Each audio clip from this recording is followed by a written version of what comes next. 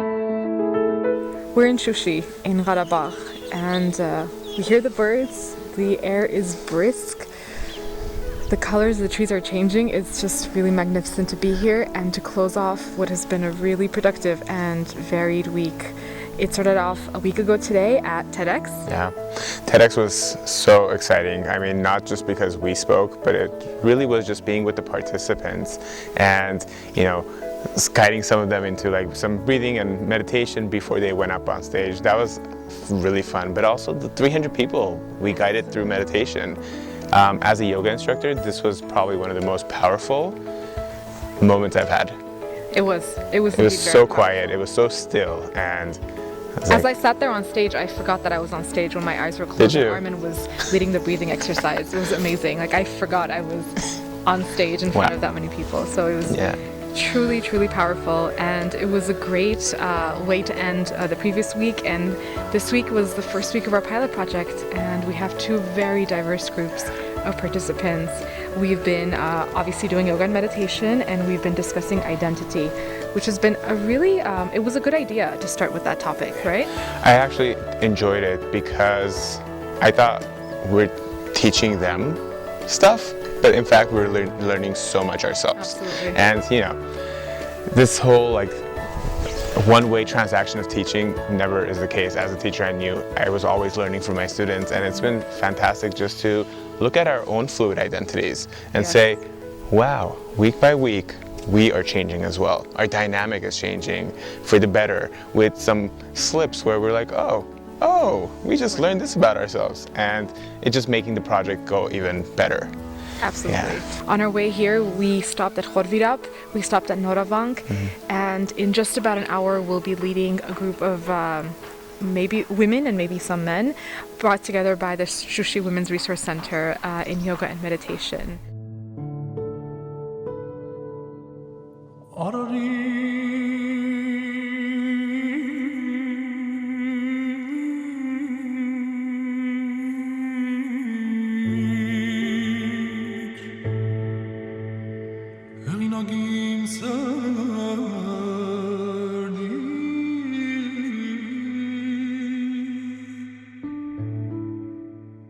Favorite reasons to travel to Armenia is actually being near Ararat. It is such a symbol of our identity. Even though it's not in our land, it's in Turkey. Since I was a kid, I feel like I only drew Ararat. I always told myself I'm not a painter, I'm not an artist, but I knew how to paint Ararat, I knew how to draw Ararat, and it's been a fantastic experience just being here. And surprisingly, we have been running our program this week, and our whole theme went around the concept of identity, who we are and how others perceive us, and how this shapes us, these thoughts, these emotions. And really this mountain is really shaped, I think, who I am, even as a diasporan Armenian.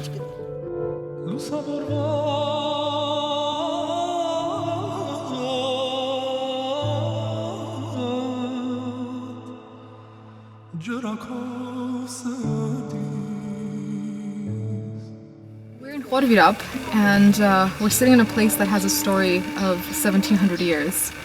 And it makes me wonder about the stories that shape us collectively as an identity and the stories that shape us individually, which relates to what we've been talking about this week during our workshops, which is identity, what stories really shape us and what roles we play.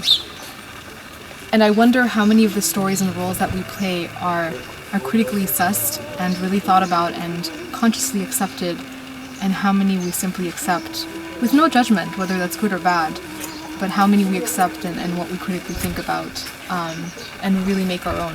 How much of it do we craft ourselves, and how much of it is simply passed on and shapes us subconsciously.